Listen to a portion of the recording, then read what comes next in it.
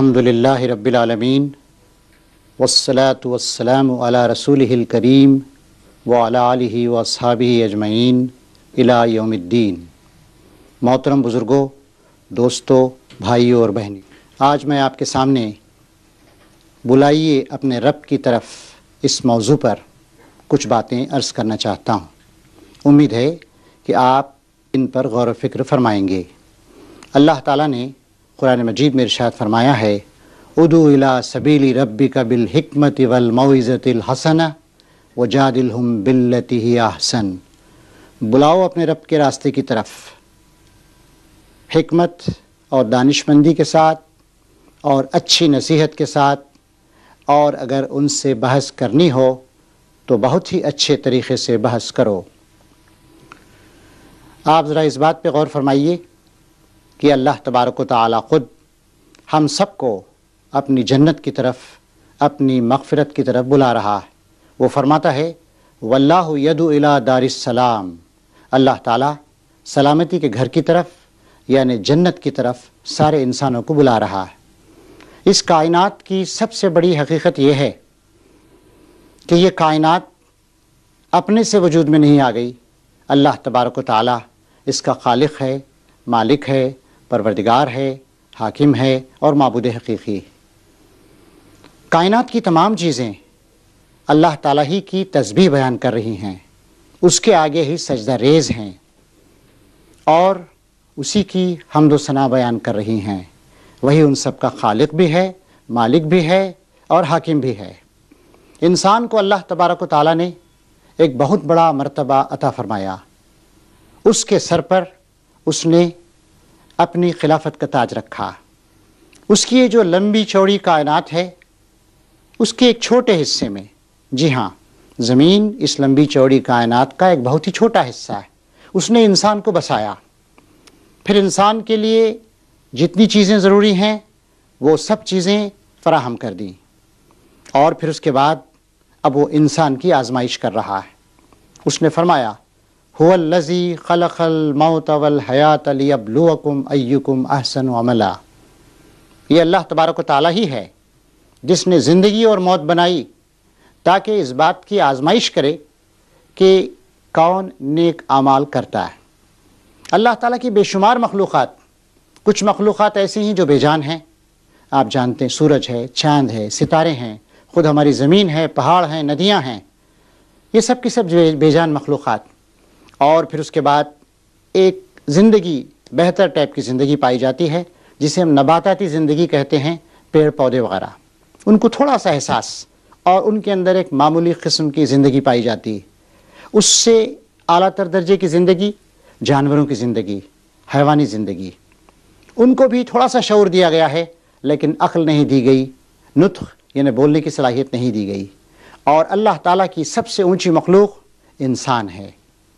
اللہ تبارک و تعالیٰ نے انسان کو پیدا کیا، اسے بنایا، اسے سنوارا، اور جیسے کہ قرآن مجید میں ارشاد فرماتا ہے اسے نک سک سے درست کیا، پھر اس زمین پر اپنا نمائندہ بنا کر اس کو بھیجا۔ اللہ تبارک و تعالیٰ اس طریقے سے انسان کی آزمائش کر رہا ہے۔ باقی جو مخلوقات ہیں ان کی آزمائش نہیں ہے، انہیں آزادی، فریڈم آف چوائس نہیں دی گئی، لیکن جہاں تک انسان کا تعلق ہے اس کو فریڈم آف چوائس دی گئی۔ پھر انسان کو حق اور باطل کی تمیز عطا فرمائی گئی، سچائی میں اور جھوٹ میں کیا فرق ہے اس کا امتیاز کرنے کو اس کو صلاحیت عطا فرمائی گئی۔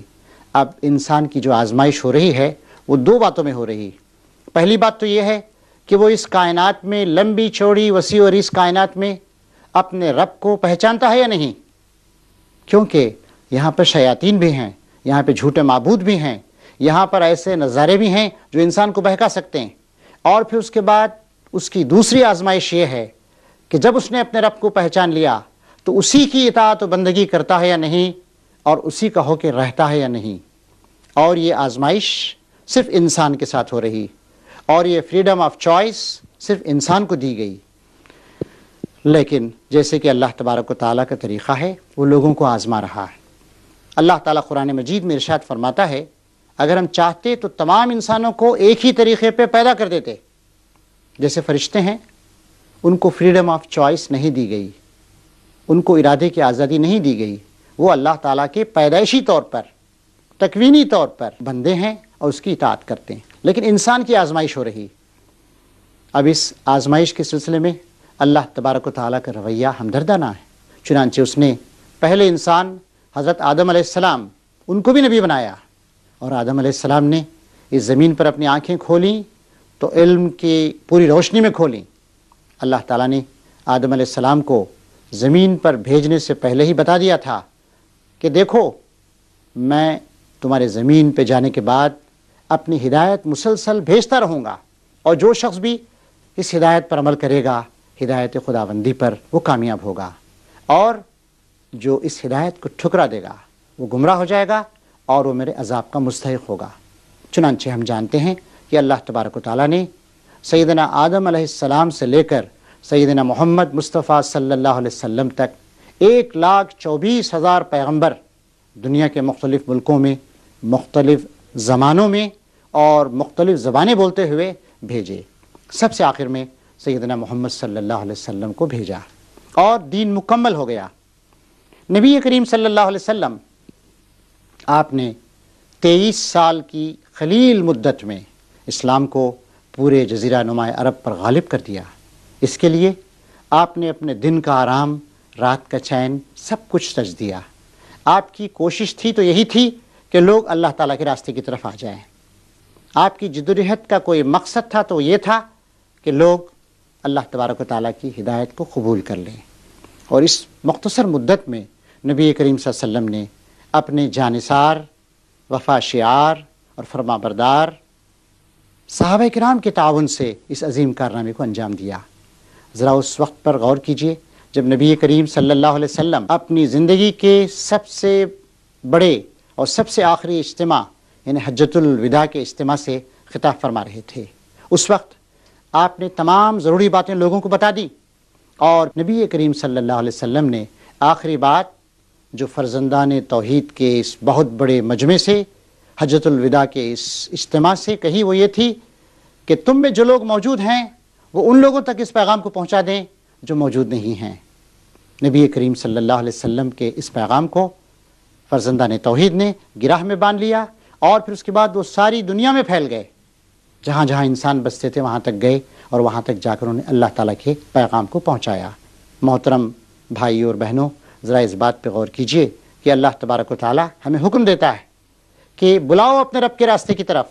سب سے پہلی بات یہ کہ ہمیں جس کی طرف بلانا ہے وہ اپنی طرف، اپنی حکومت کی طرف، اپنے اقتدار کی طرف نہیں ہے، بلکہ اللہ تبارک و تعالیٰ کی طرف، جو ہمارا بھی، ان کا بھی، سب کا رب۔ لہٰذا ہماری یہ دعوت کوئی کمیونل دعوت نہیں ہے، ہماری یہ دعوت کوئی خود غرضی کی دعوت نہیں ہے، ہماری یہ دعوت دراصل اللہ تبارک و تعالیٰ کی دعوت۔ اور کس طریقے سے بلانا ہے اللہ تبارک و تعالیٰ کی طرف؟ حکمت کے ساتھ، دانش مندی کے ساتھ، عقل مندی کے ساتھ، بے وقوفی کے ساتھ نہیں، نادانی کے ساتھ نہیں۔ اور کس طریقے سے نصیحت کی جائے؟ بہترین نصیحت کی جائے، میٹھی بات کہی جائے۔ نبی کریم صلی اللہ علیہ وسلم نے یہی طریقہ اپنایا، اور پھر یہ کہا جا رہا ہے کہ وَجَادِلْهُمْ بِالَّتِي هِيَ أَحْسَنُ۔ اگر بحث و تکرار کی نوبت آ ہی جائے، لوگ ماننے کے لیے تیار نہ ہوں، تو بحث و تکرار میں وہ طریقہ اختیار کرو جو بہترین طریقہ ہو سکتا ہے۔ اس سے بات معلوم ہوتی ہے ہم کو اللہ تعالیٰ کے تمام بندوں تک اللہ تبارک و تعالیٰ کے پیغام کو پہنچانے کی کوشش کرنی۔ ایک اور جگہ ارشاد فرمایا گیا وَمَنْ أَحْسَنُ قَوْلًا مِّمَّنْ دَعَا إِلَى اللَّهِ وَعَمِلَ صَالِحًا وَقَالَ إِنَّنِي مِنَ الْمُسْلِمِينَ۔ اس شخص سے زیادہ کس کی بات اچھی ہو سکتی ہے جو اللہ تعالیٰ کی طرف بلائے اور خود نیک عملی اختیار کرے، اور یہ کہے صاف صاف الفاظ میں کہ میں مسلمانوں میں سے ہوں۔ تو اس سے بات ہمارے سامنے آتی ہے کہ ہم کو رب کی طرف بلانا ہے، رب کی دعوت دینا ہے۔ آپ اس دنیا پہ غور کیجئے، اس وقت دنیا کی آبادی تقریباً 600 کروڑ، اور 600 کروڑ میں تقریباً 125 کروڑ مسلمان ہیں۔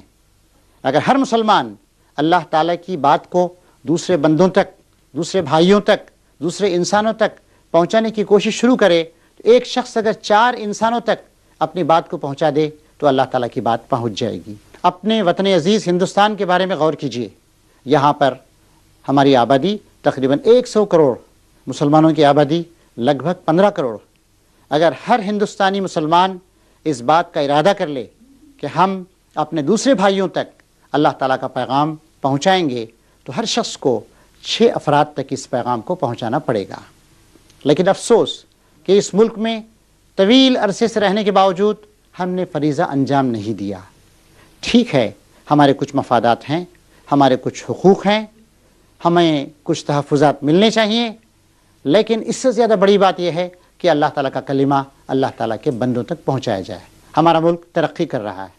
ہمارے ملک میں خواندگی، لٹریسی اب 65%، 65% تک پہنچ چکی.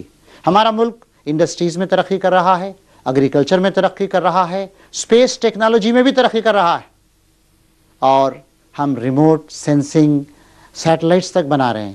ویدر سیٹلائٹس ہم نے پہلے بنائے، اب ہم کمیونیکیشن سیٹلائٹس بھی بنا رہے ہیں. ہمارے اپنے بنائے ہوئے، ہمارے سائنسدانوں کے بنائے ہوئے کئی satellites, geostationary communication satellites اس وقت خلا میں ہیں، اسپیس میں ہیں. تو مختلف میدانوں میں ہم ترقی کر رہے ہیں اور معاشی حالت بھی درست ہو رہی ہے. غذا کے معاملے میں ہم خود کفیل ہو گئے، فوڈ کے معاملے میں ہمیں سیلف سفیشینسی حاصل ہو گئی ہے. لیکن اس کے ساتھ ساتھ ہم دیکھتے ہیں کہ اس ملک کے عوام کا ایک بہت بڑا طبقہ ابھی تک اللہ تبارک و تعالیٰ سے واقف نہیں، وہ شرک کے اندھیروں میں بھٹک رہا ہے. اس بات پہ ہم سوچتے ہیں تو حیرت ہوتی.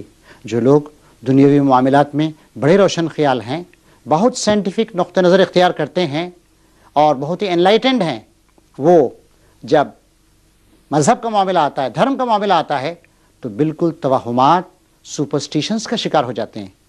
دراصل انہیں یہ سمجھایا گیا ہے کہ مذہب سوچنے سمجھنے کی، غور و فکر کرنے کی چیز نہیں ہے. مذہب بس کچھ روایات کا نام، باپ دادا سے جو چیزیں ہم کو مل گئیں ان کو مان لینا چاہیے. تو اس بات کی ضرورت ہے کہ ہم اپنے غیر مسلم بھائیوں تک اللہ تعالیٰ کے کلمے کو پہنچائیں. اس کے لیے سب سے پہلی بات جو ہم پہ لازم آتی ہے وہ یہ ہے کہ ہم اپنے طریقے کو، اپنے عمل کو درست کریں. کیونکہ کوئی ایسی نصیحت جو صرف نصیحت ہو، واعظ ہو، لیکن اس کے پیچھے عمل نہیں ہو، وہ کسی کے لیے مفید نہیں ہو سکتی. کہ ہم دوسروں کو تو نصیحت کریں اور خود خرابیوں کا شکار رہیں. اللہ تعالیٰ نے ارشاد فرمایا کہ اس شخص سے زیادہ اچھی کس شخص کی بات ہو سکتی ہے جو اللہ تعالیٰ کی طرف بلائے، وہ عاملہ صالحہ، اور خود نیک عملی اختیار کرے. انسانوں کے ساتھ کیا تعلقات ہوں، گھر والوں کے ساتھ ہمارے کیا تعلقات ہوں، خاندان والوں کے ساتھ کیا تعلقات ہوں، یہ ساری چیزیں ہماری معاشرت، سوشل لائف کے اندر آتی ہیں. پھر اس کے بعد معیشت، یعنی یہ کہ ہماری اکنامک لائف کیا ہو، ہم کیا کمائیں، کس طریقے سے کمائیں، کیا حلال ہے، کیا حرام ہے، تجارت کے صحیح طریقے کون سے ہیں، غلط طریقے کون سے ہیں. اگر ہم سرمایہ دار ہیں تو ہم پر کیا ذمہ داریاں عائد ہوتی ہیں، اور اگر ہم مزدور ہیں، ملازمت پیشہ ہیں، تو پھر اس وقت ہم پر کیا ذمہ داریاں عائد ہوتی ہیں. پھر اس کے بعد سیاست آتی ہے کہ ملک کے انتظام کو، ایڈمنسٹریشن کو کیسے چلایا جائے، اللہ تعالیٰ کیا احکام دیتا ہے. تو ان تمام میدانوں میں ہم ہندوستانی مسلمانوں کی یہ ذمہ داری ہے کہ ہم اللہ تعالیٰ کے احکام کی مکمل طور سے پیروی کریں. اللہ تعالیٰ قرآن مجید میں ارشاد فرماتا ہے کہ ادخلوا فی السلم کافہ ولا تتبعوا خطوات الشیطان انہ لکم عدو مبین. اللہ تعالیٰ کے اسلام میں، فرما برداری میں پورے طور سے داخل ہو جاؤ، اور دیکھو شیطان کے نقش قدم کی پیروی نہ کرنا، کیونکہ وہ تمہارا کھلا ہوا دشمن. تو پوری زندگی میں اللہ تعالیٰ کے دین کی پابندی کرنا ہے، اس کے احکام کو اپنانا ہے. آج امت مسلمہ میں کتنی خرابیاں ہیں. آج ہماری اکثریت 75%، 80% لوگ نماز نہیں پڑھتے ہیں. آج ہماری بستیوں کا کیا حال.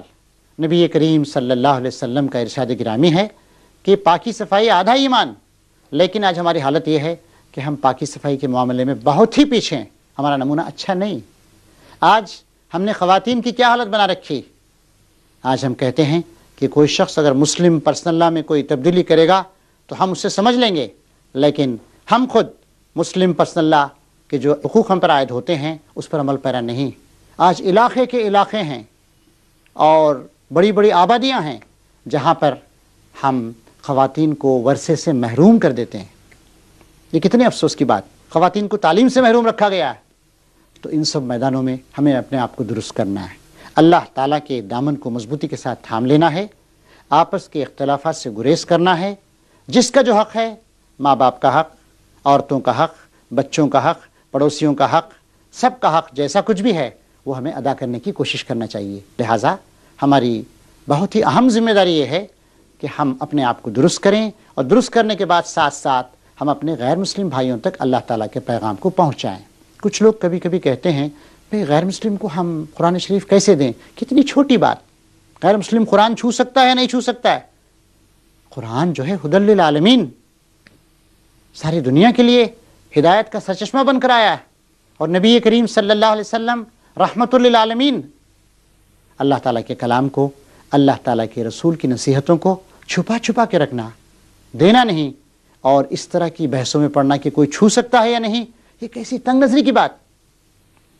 تو ہماری ذمہ داری ہے کہ ہم قرآن مجید کے ان ترجموں کو لوگوں تک پہنچائیں۔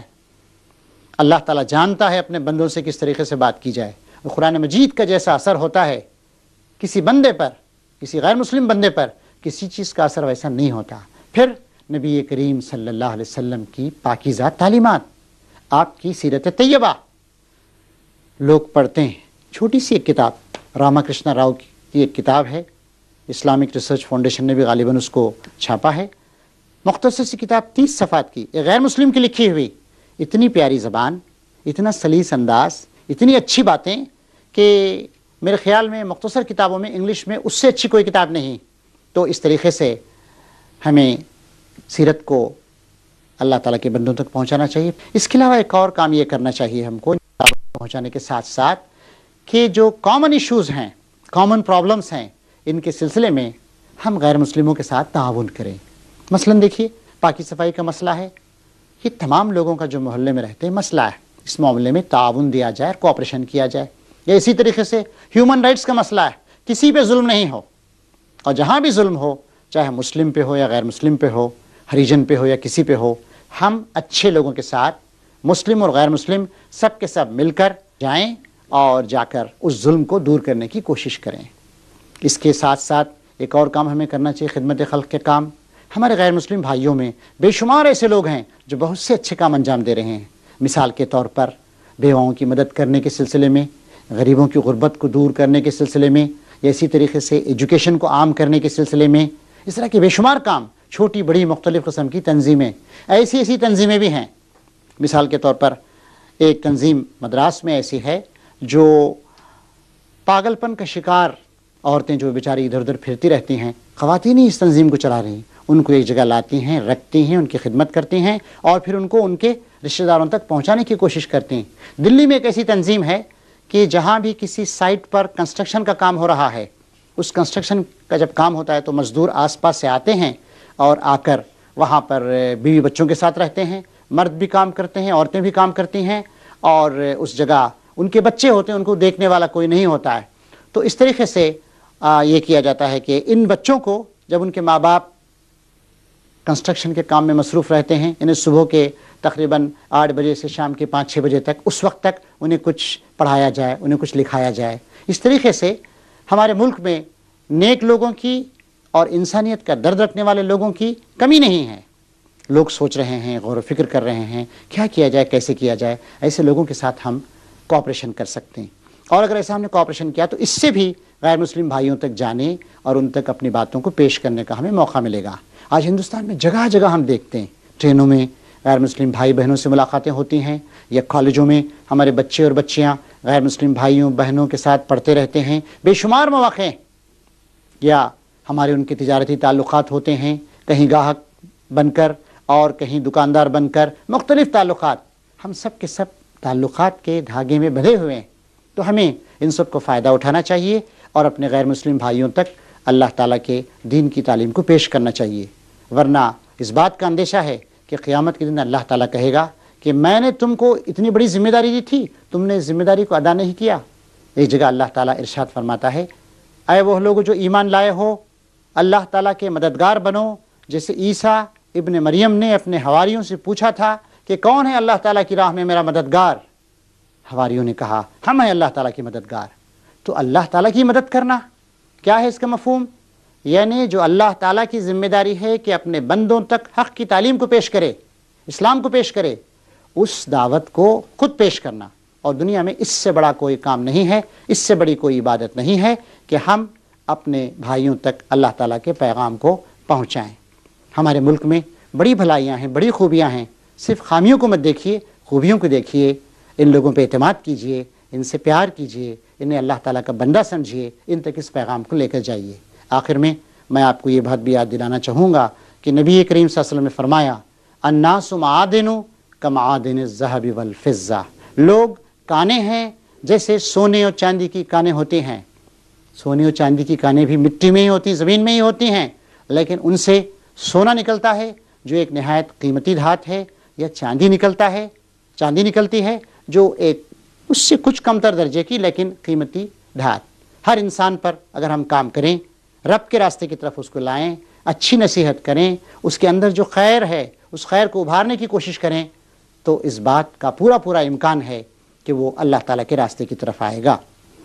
تو اس طریقے سے اگر ہم نے کوشش کی تو اللہ تعالیٰ بھی مدد فرمائے گا. وہ کہتا ہے وَالَّذِينَ جَاهَدُوا فِينَا لَنَهْدِيَنَّهُمْ سُبُلَنَا وَإِنَّ اللَّهَ لَمَعَ الْمُحْسِنِينَ. جو لوگ ہمارے راستے میں جد و جہد اور کوشش کرتے ہیں، ہم ان کو اپنی راہوں کی طرف ہدایت دیتے ہیں، اور اللہ تبارک و تعالیٰ تو نیک لوگوں کے ساتھ ہے ہی.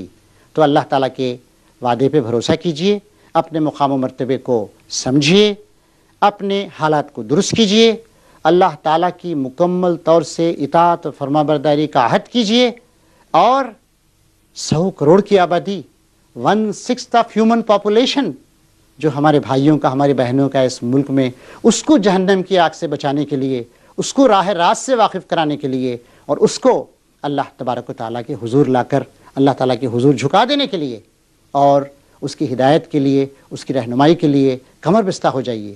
یہ کام ہمارے مردوں کا بھی ہے، ہماری عورتوں کا بھی. آپ جہاں رہیں ایک مبلغ ہیں، اور آپ کا قول، آپ کا عمل اور آپ کی بات چیت، آپ کا طور طریقہ، یہ سب کا سب ایک مبلغ کا طریقہ ہونا چاہیے. ایک مسلم پیدائشی مبلغ ہوتا ہے، اور وہ اللہ تعالیٰ کے پیغام کو اللہ تعالیٰ کے بندوں تک پہنچا دیتا ہے.